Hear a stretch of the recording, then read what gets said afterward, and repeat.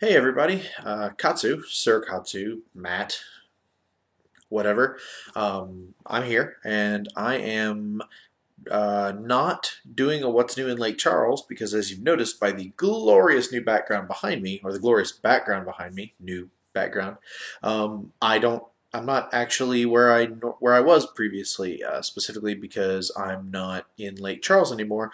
I'm in Waco, Texas, and um, that's just a real quick, just overshot of the change, the big change that's occurred.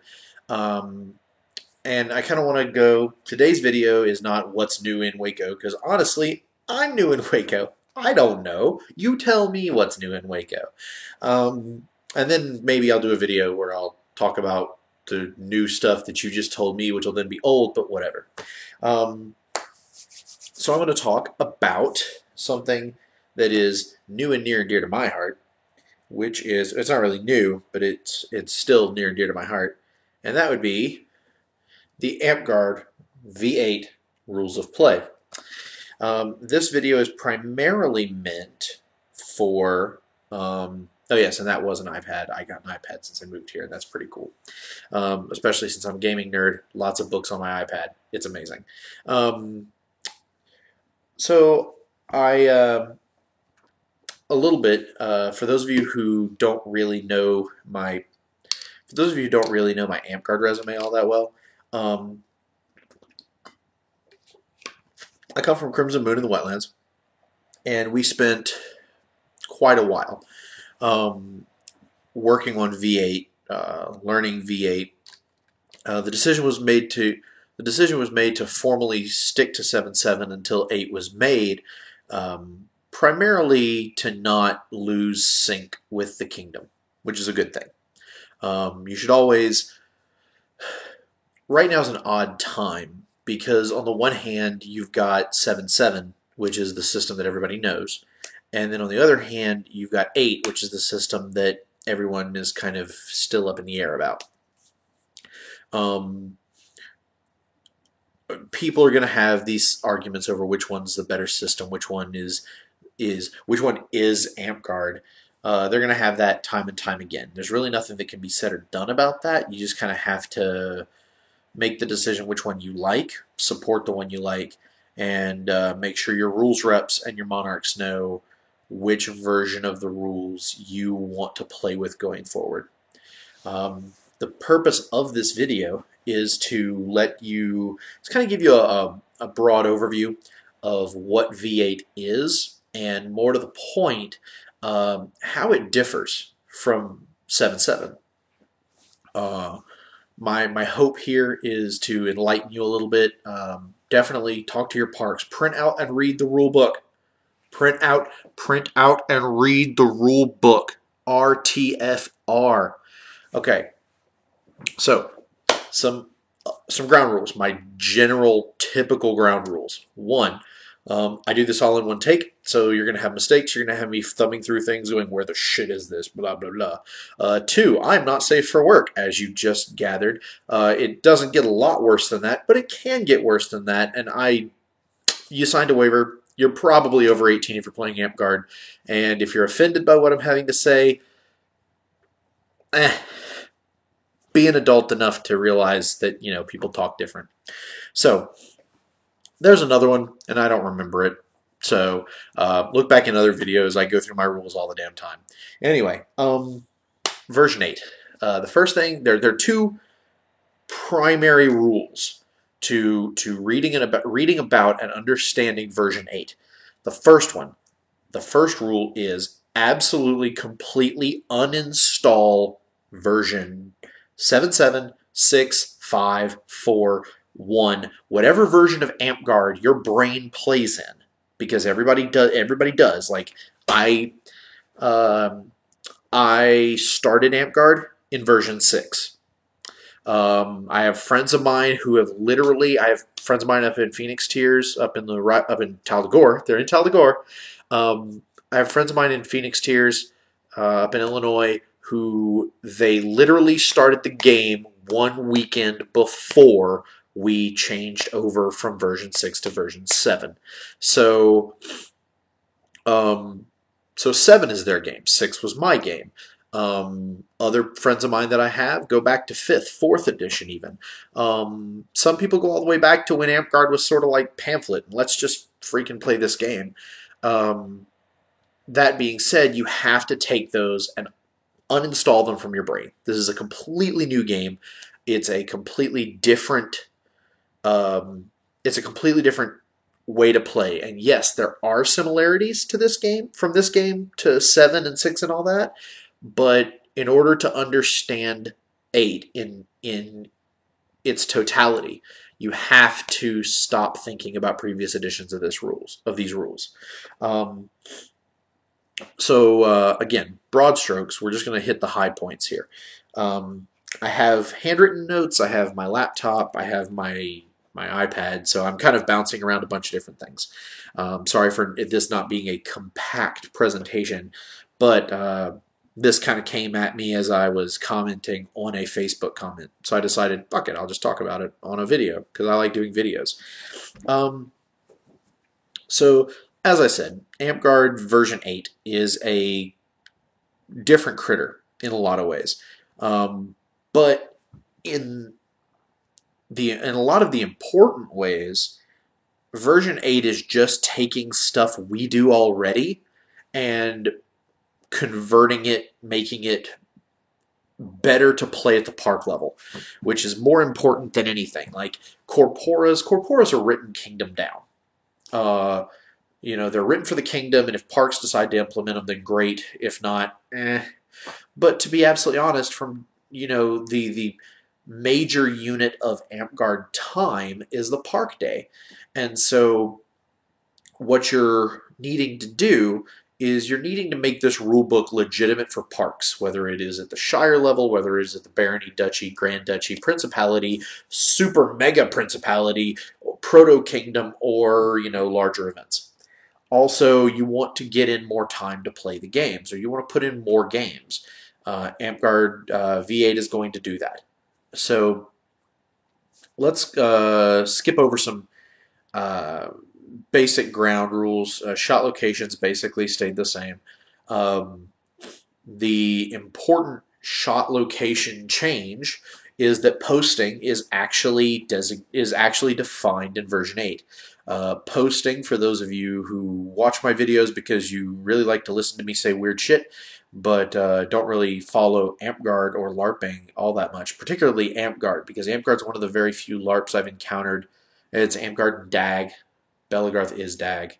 But like maybe there's maybe 4 live combat groups that follow basically speed tag instead of using a hit point instead of using a hit point based system, they use a shot location based system. So I have a cold. My nose is stuffed up. You're going to hear me all the damn time. It's going to happen. So posting, for those of you that don't really follow a hit location based system, posting is I get hit in the right leg. And then I have to, under normal circumstances, in version 8, I have to either immediately go down to that leg, put that dead knee, or the knee of the leg that was hit on the ground, or I declare posting, in which case I'm not allowed to move that leg. I can pivot on it. I'm sitting here demonstrating by moving my foot right now. You can either pivot on your foot, but you can't really flex the knee, and you can't move it around the same way that you were able to prior to it getting hit. The problem with this is that the moment you declare posting, you can then be struck in that leg again, and that counts as your second wound and you're dead. Under normal circumstances, if you get hit in the right leg, say, and you take the knee, you put your right knee on the ground, then repeated shots to the right leg won't count. What this does is this is going to eliminate a lot of I call it straight leg shielding. I'm a big fan of Ender's Game. Flashing a leg and using it as a defensive target. This removes that. I mean, if you decide that you're going to post, then you're putting your leg up again as another potential target. So keep that in mind. Also, they define that shield-to-shield contact is acceptable. Shield-to-shield contact for purposes of pins or attempting to open or expose the shield, that is legal. However, active shield-to-body contact, active grappling of the shield, that's not legal. That's not legal. But if you do lay your shield against somebody else's shield in an attempt to restrict their shots, or you attempt to make sure their shield can't move in a direction you don't want it to, those are legitimate and legal. It also specifically says that passive shield the body is legal so long as the receiving target doesn't move. So in other words, if a barbarian is charging at you, you bracing to stop him from charging is legal so long as you don't make forward progress on him. Like, you're allowed to break his charge, but you're not allowed to actively resist him. I'm sitting here trying to do it on the screen. Like, if this is the shield, you're allowed to stop him, but if you move backwards or you move forwards, then that's a potential problem. Armor has made some significant changes. Armor is a lot more forgiving at the lower levels in terms of what it takes to get it. Armor is progressively harder at the higher levels in terms of what it takes to get your 6 points. For those of you that don't know, maximum armor in Amtgard is 6 points, but that's because each shot counts for 1, as opposed to a hit point system where your weapons may deal multiple points of damage, and then you have to take off hit points. So the other, not trick, that's a bad way to say it. In a minute, the biggest problem, there's a lot of super authenticity issues that were discussed and have been discussed. I'm not sure if they're still going on, but usually people that are hardcore about a specific niche of Amtgard tend to stay specific. Even when the argument's over, they tend to get kind of like, well, I'm a barbarian and I can't graze, so that's dumb. This whole rule book is dumb because I can't eat dirt. Like, seriously, I know people that are like that. So, the armor system, there's some things that affect armor nowadays. Instead of weapon colors, which 90% of weapon colors were ignored in this game anyway, Amtgard had about 6 weapon colors, and the only 2 that anybody gave 2 shits about were white and red. It's just the way it worked. So Amtgard decided to ditch the color system because it was antiquated and it comes from another LARP, and they decided to switch to states. States are a big change. States as in conditions. States are a very big deal, or a big game changer in V8. The particular states that I'm referring to are armor breaking and armor destroying. Armor, under normal circumstances, a regular sword will hit armor and remove 1 point of armor from the location that it struck. So if I were wearing chainmail at, say, 3 points, and I get hit with a short sword, long sword, dagger, ninja star, I don't know, whatever, normal weapon. I get hit, it's going to take 1 of those points away, and now I'm at 2 points on torso on the chain. With an armor breaking weapon, armor breaking will completely ruin, or it'll destroy any armor that has 3 points or fewer remaining on it. Used to be what we now call armor breaking weapons, used to be red weapons, and they would deal 2 points to armor. So you'd have to do the math of if I were wearing 6 points of armor, then it would be 6, 4, 2 slagged.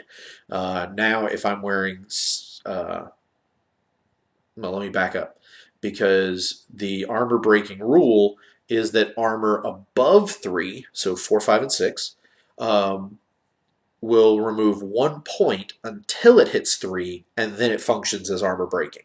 So, as I said before, with it being a 2-point weapon, you were dealing with 6, 4, 2 slagged. Okay. Now what you're dealing with is 6, 5, 4, 6, 5, 4, 3 slagged. So you're actually armor, out of plate armor, you're getting 5 hits as opposed to where you were getting 4. Chainmail leather and cloth, you're slagged if you're getting hit with a red weapon. So the objective here is either get better at parrying, which you should be getting better at parrying anyway, or you need to learn to prioritize your targets. What you're gonna find out in this game is in V8 is that the 12 core classes are designed with hard and soft counters, but it's not rock beats paper, paper beats scissors, scissors beats paper, paper beats rock, rock beats scissors. It's not that easy. It's, you'll find one class that can counter one class, that can counter another class, that can counter another class, that can counter the class that will screw up Barbarian. So what you need to do is you need to find out what alignment you need to work out in terms of team composition. Some pairs are ridiculous in V8. Some pairs are not as good in V8. So it's important to sit there and learn your class, but also learn things about the other classes. And the key to that is states. If you're a Magic the Gathering player, or you're a WoW player, or you're an any MMO player that goes beyond, I'm just putting more gear on me. Like if you know about, okay, I'm building crits, or okay, I'm building penetration, or okay, I'm building mastery, or I'm building this deck that's based on poison tokens or whatever. If you play one of these games that involves any modicum of strategy, you're going to apply that logic and that brain power to Amtgard in V8. So they separated out light throwing and heavy throwing weapons to where it's 2.5 to 6 inches for light, or 9 to 18 for heavy, so that it's very obvious on the field. Okay, that weapon is too small to be a heavy throwing, so I can't use it. Or that weapon is too big to be light throwing, so I can't use it. There's a built-in heavy padding substitution, so you can actually make your blade smaller by increasing the diameter of the foam, making it heavier on one end to kind of absorb the damage that you're going to be, as opposed to the spreading out of, like, say, a short sword. You're able to, like, confine it to like a rapier. A lot of my friends are going to use Zulu spears. That's just the way the game gets played. Shields, they formally defined that, I think they did this in 7.7 as well, but actually tossing your shield, not throwing it forward, but just letting it go and letting it kind of remain vertical and then drop, that is legal formally in V8. An awesome thing, and I want to make sure this gets covered. There is, I'm trying to get to it, 1920. Okay, this is maybe not going to show up on the screen. There, equipment checking. There is an entire page of equipment checking. This is a list. Do these things to check weapons. There's not an amorphous talk with your champion and your champion will tell you how you should check weapons. No. There's a book. There's a page in that book that says these are the 7 things you do to make sure a melee weapon will not be dangerous. These are the 3 things you do to make sure a shield is not dangerous. These are the 3 things you do to make sure armor's not dangerous. There's no more, you might have done it this way, but this is how we do it here. No, there's 7 rules. You follow those 7 rules, and every short sword on your field is going to be legitimate. It's not going to be, well, this guy makes good tech, so he's good. Right? If you always follow those 7 rules, you'll be set. Battle games. Battle games have made a huge change, and, first off, I didn't really cover this. Magic items. Previously, there were the Kingdom Relics, and they were awesome, and they were really stupid powerful. Now, there are There are artifacts, which were the kingdom relics. Now they've become artifacts. You also have talismans, which are slightly less powerful than the kingdom artifacts, but they are still very potent in what they can do. And then you have trinkets, which are minor little things, but they still can help you in a battle game. Um, the magic items are very specific. Per battle game, you can have up to 3 trinkets, up to 2 talismans, and up to 1 artifact on you at any given time. You're limited in terms of what you can do because, to be absolutely honest, anybody that has been awesome at Relic Quest knows, and Crimson Moon knows what I'm talking about, and Phoenix Tears knows what I'm talking about. The two parks that I grew up in. And a lot of other parks that have a lot of high concentration of long-term players will know this. You put one team together that has more than one Kingdom Relic, and things can get bad fast for the other team. This way, this sort of equalizes things.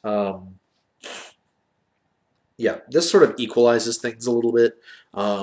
Also, with the idea of trinkets and talismans, a monarch may say, hey, you did really great in war skill, I'm giving you this talisman. Hey, you did really great at the ANS tournament, I'm giving you this trinket or talisman. Hey, we're the Shire, there's no way we're going to make it to Kingdom for Relic Quest, so what we're going to do is we're going to have our own thing. We can't really give out the artifacts, but we can give out trinkets and talismans, and there's specific rules on those. Battle games. Now I'm touching on battle games. As a Master Smith, I love the battle games in V8. That said, there aren't battle games in V8. You have a couple of examples of battle games. Those are cool. 1, 2, 3, 4, 5, 6, 7. And then the quest example. So maybe 8 total in the book. But maybe 8 total in the book. But what you are going to run into is the format for battle games. No more is it this sort of like, let's do Annihilation and we'll put a flag in the field. Or we'll put an archer in the middle of the field who's in a ring and you can't touch him, but he can shoot you all day long. Like, if you do that, there's a format. You put the battle games down in a specific format, and anybody can read it, anybody can understand what's going on. Where this becomes relevant is that classes, the Amguard classes, no longer have their own lives. Lives are a function now of the battle game itself. Everybody could have 2 lives. Everybody could have 5 lives. Everybody could have 1 life. More to the point, V8 introduces the idea formally. It may have been used in other parks or other groups may have thought about it, but V8 formally introduces the idea of a life pool for your team. And what that means is that, congratulations, we're going to have 4 guys, 4 times 4 is 16. So we're going to give you 20 lives to spread 20 lives that will be used as a player dies. They'll stay in the ground for 30 seconds, 60 seconds, and then they have the option of taking one of the team's lives and coming back into play. Where this becomes relevant is because if you've been in this game for any amount of time, you know what happens when a warrior gets entangled for half the game. And that is, or more to the point, if a warrior gets left alone for half the game because nobody wants to drill the 5 points off him. And what ends up happening is that the battle game turns into the entire opposing side versus this 6th-level warrior who still has 4 lives left. And then you have to beat through him, or you have to sit there and, like, Iron Man him into the ground. It's inefficient, it's stupid, it keeps us all from playing the game. So, in order to stop this inefficiency or this stupidity, or keep us from playing the game, you put in this life pool where everybody gets, say, this entire team has 20 lives to use among themselves. Once those 20 lives are expired, everyone is on their last life. Now, the other change to battle gaming is the idea of the refresh. The refresh is very simply, in previous editions, we would refer to this as the per game ability. But now, battle games can define specific refreshes. Like, for example, if I have Relic Quest, and Relic Quest is designed to go on for 4 hours. Okay? Relic Quest is designed to go on for 4 hours, but what I'm going to do to kind of shake things up a little bit is I'm going to put a refresh in at an hour and a half, or every 90 minutes. Let's say every 90 minutes, which is still an hour and a half, but you get what I'm saying. Now, every 90 minutes of a 4-hour battle game, which means it'll happen like twice. So what will happen is, at the refresh, all of your per refresh abilities come back to you. Very similar to the per life abilities, but this time it kicks in it brings back the more powerful weapons in your arsenal. So very, very nice in that regard. So the battle gaming becomes a lot. It requires more of battle game runners and warcrats, which I'm absolutely great, which I love because my Master Smith comes from questing and battle gaming. So that being said, it's a really great thing for me to now be able to show somebody something very similar to the stuff I've used previously, but now specifically state that it's specific for, or it's integrated into version 8 of the rules.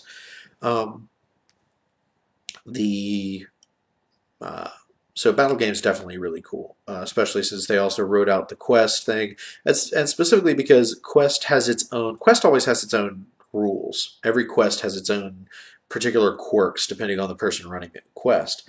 So the trickeration, I guess, is that the quest battle game allows you to add specific rules, like for example, Lostwoods rules, or let's see, Lostwoods rules, or Talk to Dead. Talk to Dead's been removed from the spell list and has been turned into a quest ability, which is usable per the rules in the V8 rulebook.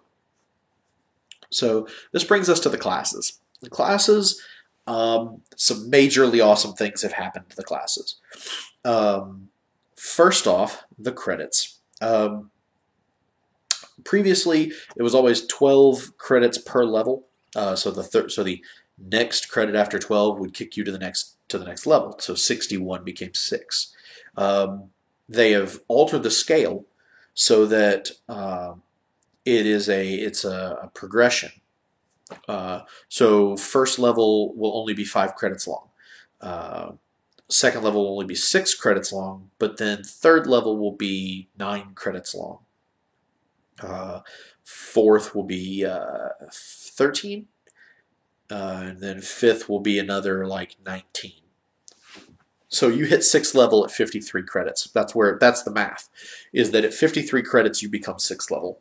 I am very happy about this for 2 reasons. One, because a lot of players hated the fact that they had to go 36 weeks or 36 credits before they managed to get into 3rd level, which in almost every class in previous editions, you sucked ass until 3rd level. And I mean, yes, your stick may be good. Yes, you may have a great idea, great command of what you could do, but most of the classes, particularly the spellcasters, didn't really get awesome abilities until 3rd level. Barbarian really didn't get anything till 3rd level either. Most classes didn't get things until 3rd level. So what this does is this gets you there faster. This gets you to 3rd faster, and then afterwards it starts to become a little harder to get to the upper. It gets harder to get into the upper tiers, or longer to get into the upper tiers, but at that point you're able to use your abilities more frequently. You're able to use your abilities more, and you're able to use better abilities, which is a much better gig all the way around. Also, there's the addition of Look the Part. Look the Part is determined by the Monarch or the head reeve of the battle game, if the Monarch is not there or not impartial. And what this is this is not ugh, me barbarian, me wear loincloth and use a big stupid club. It can be that, but what it is, like, for example, back in the day when I first started the game, I played monk, and I dressed up as the traditional Shaolin Wushu monk. I had the nice flaming orange top, which is, I think, where my proclivity for orange came from. And I had these big Japanese Hakama pants, and they were really cool. Um, and had Look the Part existed, I would have gotten Look the Part. Likewise, I have friends of mine who played Barbarian doing the Asian Sohei concept. And so what they would do is they would dress up as the traditional Sohei monk, fight with polearm and all this. Under this edition, yes, they're not barbarians the way we think of like Conan and other barbarians that are similar to Conan. But while they are while he doesn't look like Conan, he looks like his character, and that's what matters, and that's what gets you looked apart. You look like your character. This helps to push away a lot of the like, I'm in jeans and a t-shirt. Uh. And Look the Part is not unbalancing. Look the Part will add an ability to your list, give you a little bit extra play, encourages you to dress up, costume, look like what you're going to be looking like. And that's what's important, is making the game look good. Because to be honest, if you're in a Shire or a Baron, first off, if you're in a Shire and you're in a Barony or a Barony, and you are not driving for higher attendance, higher recruitment, higher retention, I'm not saying you're doing something wrong, but you really need to look at what you're doing. And I bet you that part of it is you don't look like you're serious. Part of what attracts people to other games is how they look. Dystopia Rising, a big zombie apocalypse LARP. The big thing about DR is that people go out of their way to look like apocalypse survivors, and it draws people in. It draws in crazy amounts of people. So look like you belong in medieval fantasy society. Don't look like you belong on a costume rack at Walmart, or don't look like you belong in the middle of the projects in standing outside a meth lab.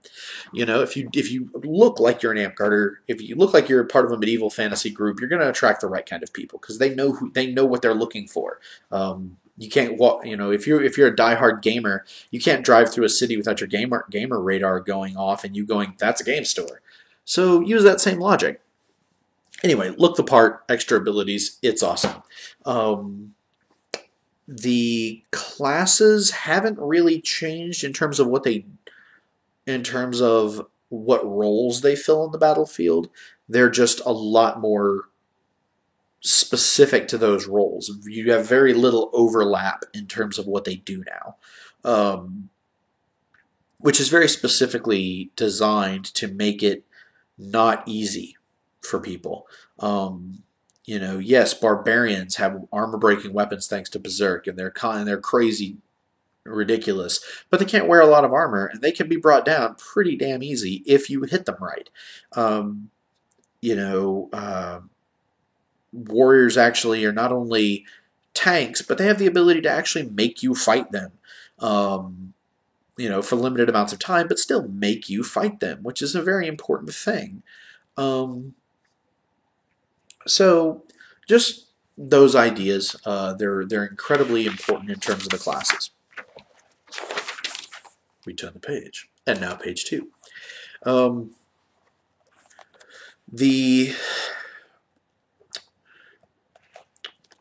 The going to next is your abilities. Your abilities are going to either be per life, per refresh, unlimited, per arrow, unlimited, whatnot. They're all written there. They're all written in the rulebook. Read the rulebook, and you'll sort of understand what each use of an ability is for.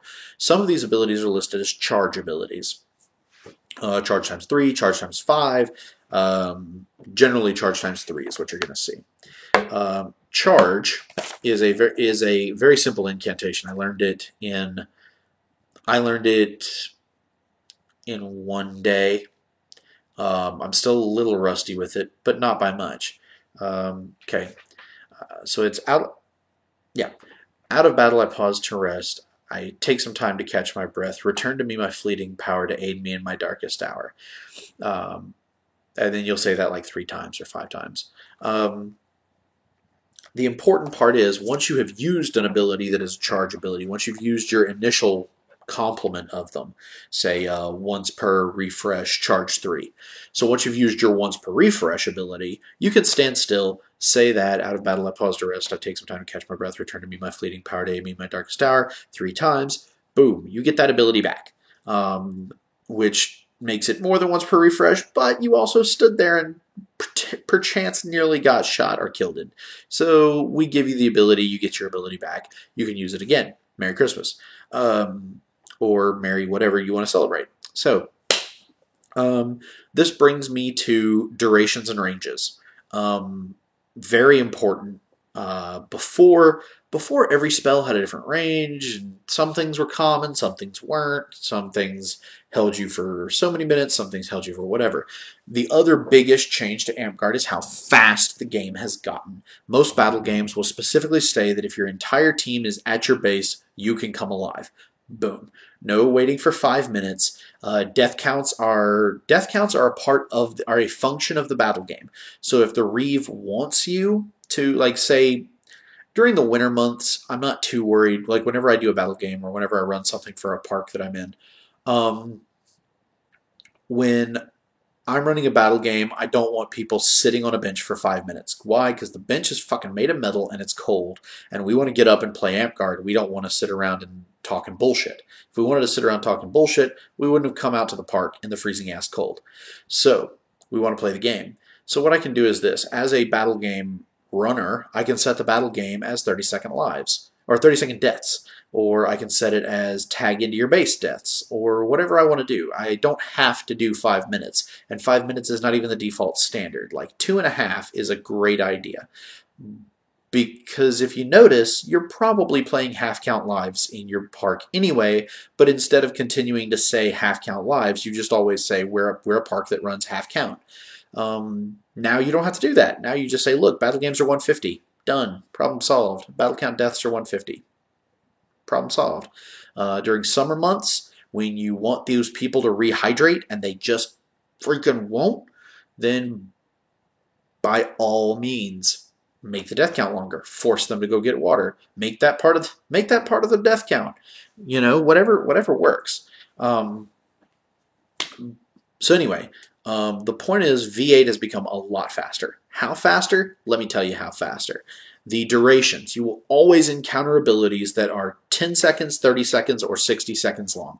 No more 5 minutes entangled. No more 5 minute stuns. No more 5 minute ice balls. No more sitting around standing in the middle of a field waiting for something to happen, and you can't because you're sitting here, and when somebody walks past you, you say, Russell, Russell. You don't have to do that anymore. 10 seconds, 30 seconds, 60 seconds, you're back in the game. Get to playing. Ranges. Ranges have gotten even phenomenally dumber because you're dealing with self-range, which is you, touch, which is ha, right? Give me a second, let it refocus. I shouldn't have done that, but I did. Ha. 20 feet, spell ball, 50 feet. Extension, one of my favorite spells, one of most spellcasters' favorite spells, turns 20 feet to 50 feet. Done. Problem solved. Verbals are still 50 feet or the target, whichever is further. No. Target or 50 feet, whichever is closer. So, heals, still you can whisper into the person's ear. Everything's legit. The heal and res. They've removed the sword cut, spear, stab, mace, smash, arrow, jab between each line, which is amazing. It gets complicated now, but your spell gets faster. Almost every spell in Cant has gotten faster because, well, I'm not going to cast this huge ass long ass spell to have this person pop out of it in 60 seconds. The other trick is this: verbals have a duration of 30 seconds. Spell balls have a duration of 60 seconds. Why? Because I can point at you and I can cast a hell of a lot easier than I can throw a spell ball. So there's no sense in making them both have the same duration. So the trade-off is I have to have skill to hit you, but if I hit you, you're frozen for longer, or you're affected for longer. Whereas if I just point and chant, boom, I'm pointing and chanting, I'm pointing and chanting, I'm pointing and chanting. It's going to be a lot. It's going to be a shorter duration because, well, that's balance.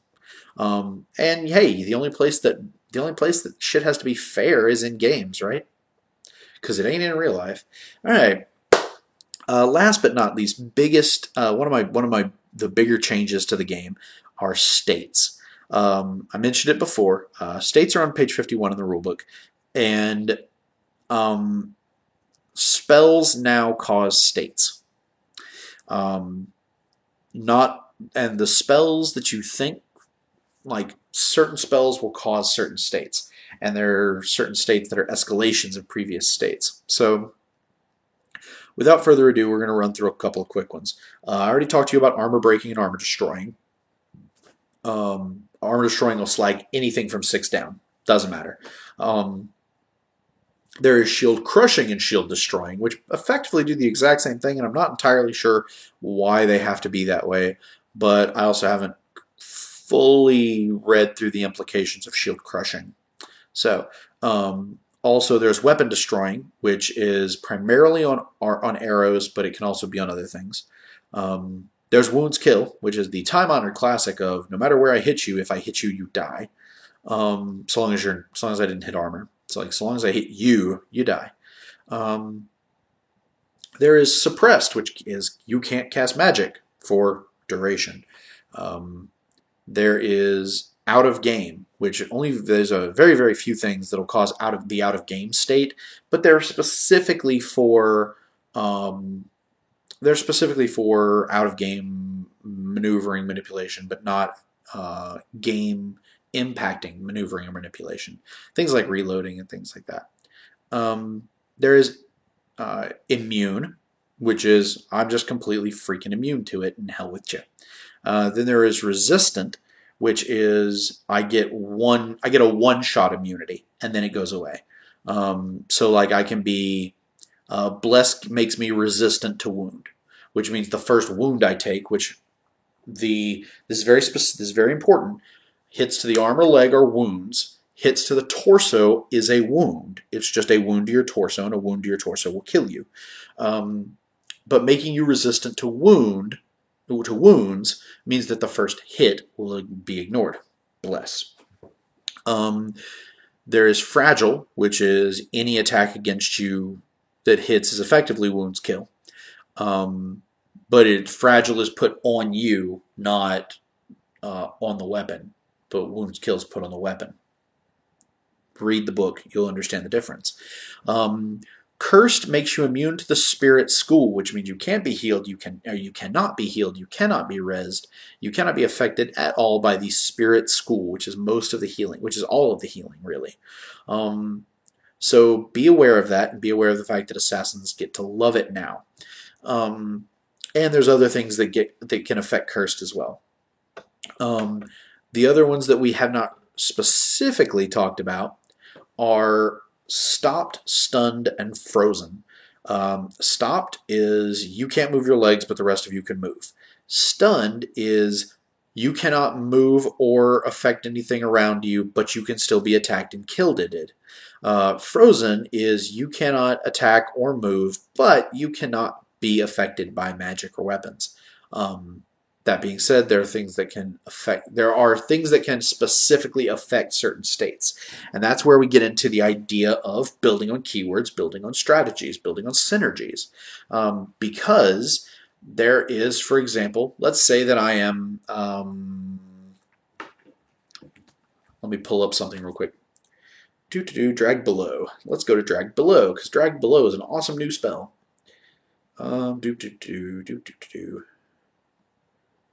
Magic. We're getting there, kids. Awesome. Dragged Below. Dragged Below is let me see if I can show you. It's a 3rd level wizard spell. I always hate... There. Dragged Below. 3rd level wizard spell. It is a verbal. It is death. It is a 20-foot range. It specifically says... Death comes for thee from below 3 times. Target stopped player dies. Done. Entangle is a stopped, not a stunned. Um, the other, let me see, Shatter. Shatter's another fun one. Um, Shatter. Eh. Shatter is a 4th level wizard spell. Do I have it? Do I have it? There we go. Shatter is a 4th level wizard spell. It is also a verbal. It is a sorcery, range of 20 feet. My power shatters thy body 3 times. Target frozen player dies. Let it snow. No. So things will affect specific states. The other state I haven't really talked about is insubstantial, because insubstantial is simultaneously one of the best additions to the game, and it's the most confusing and complicated addition to the game.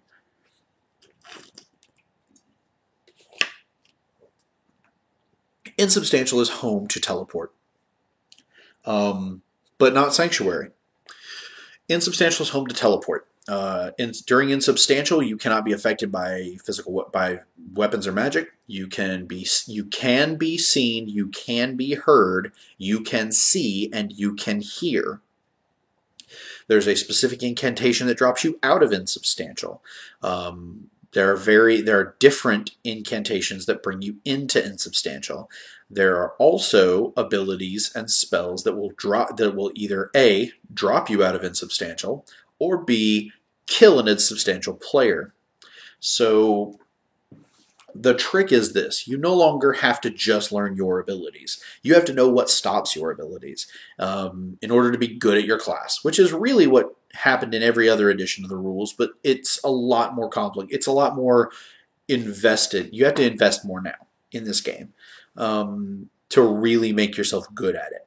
And I've seen some really good people at this game, so that's the important part. That's the key. These are the keys to V8. The keys to V8 are: you need to understand states. You need to understand the you have to understand states. You have to understand the particular battle games you're playing. You have to understand other details that pop up that are in the rulebook, changes to the way that you may have been playing the game previously. As I stated before, the easiest way to do that is to stop thinking about these other games and play V8.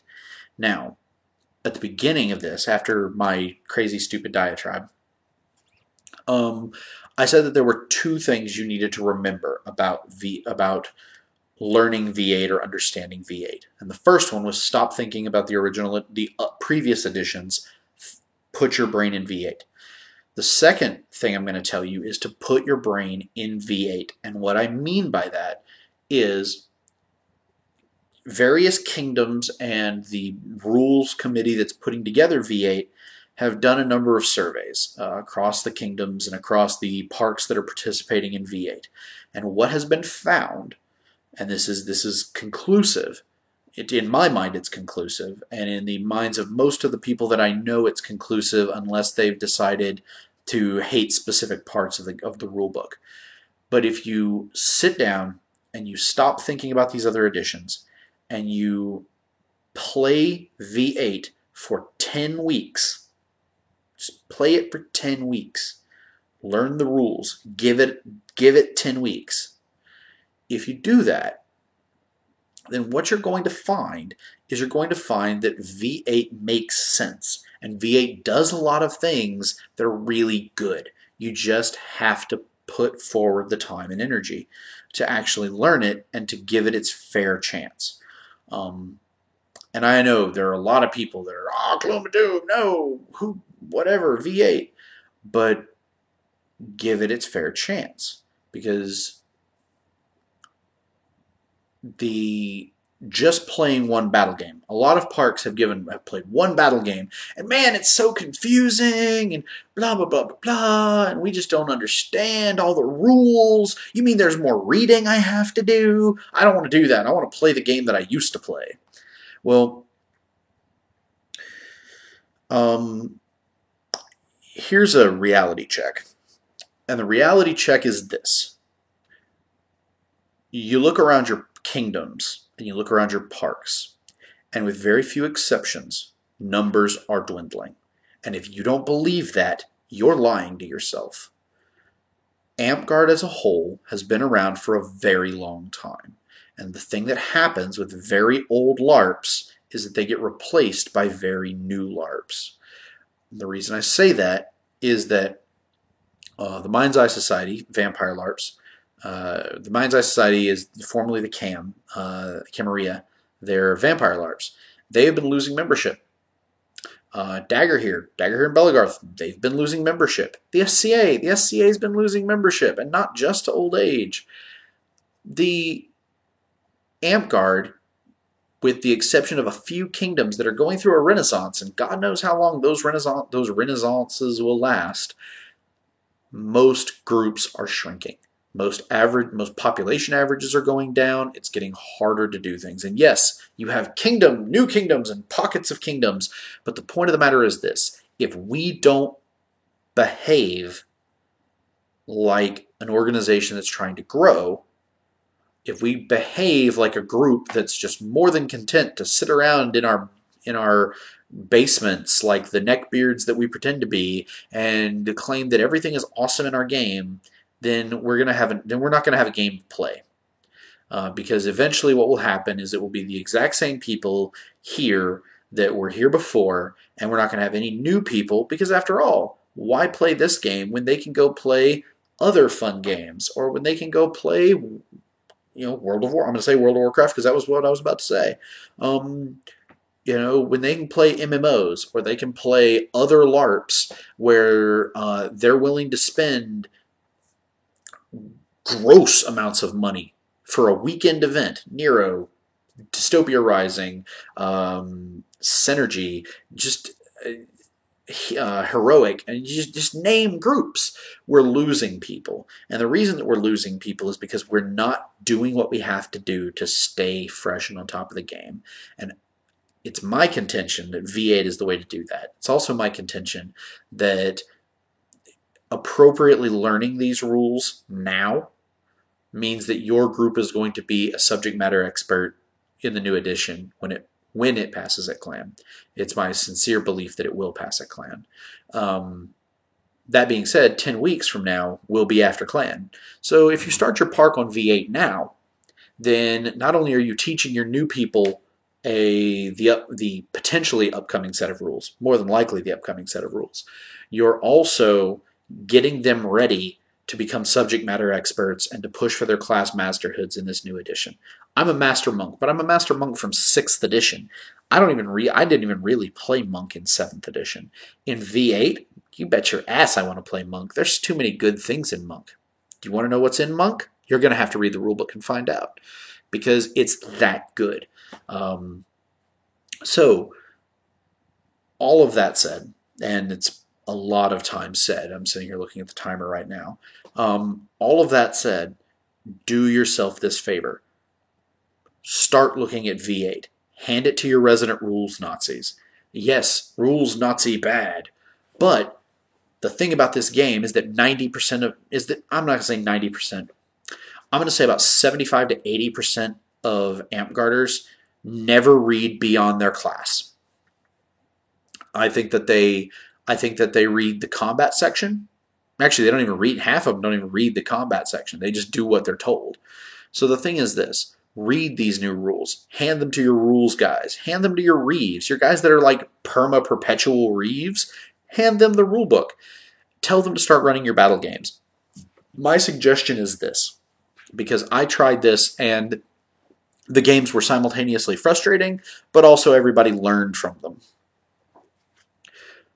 Do 2 levels per week.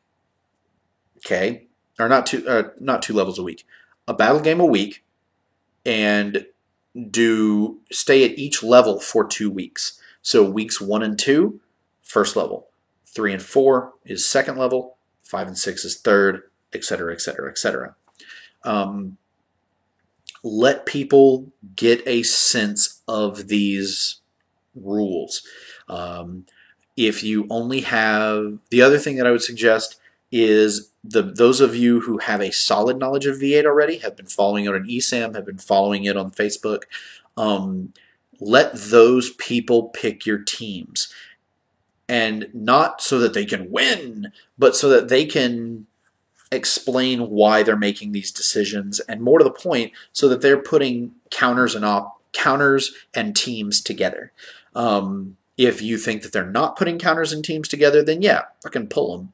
Build it yourself, but make it fair. Make everybody able to stay on the field all at once instead of having a power team that's going to sit there and roll crush your field. Give every level 2 weeks. Study this rule book, learn it. And if you have any other questions, there's tons of outlets for the rules, tons of outlets for questions you may have. I definitely recommend running them down. If you have any questions for me, then definitely send them my way. Apart from that, I want to thank you very much for listening. I know that the front half, if you don't know me, probably meant a lot of nothing, but hey, now you know me, and I'm pretty awesome. I'm a pretty awesome guy to know. If you did know me, then you were like, oh, Katsu, he's being stupid. And they'll try and remind you of the first rule of Katsu, which don't listen to them. Anyway, so that being said, thank you very much for listening, and I will probably post more videos about random stuff. May even go into the classes a little bit in subsequent videos. I've got basically time to do it. So thank you very much, and have a good day.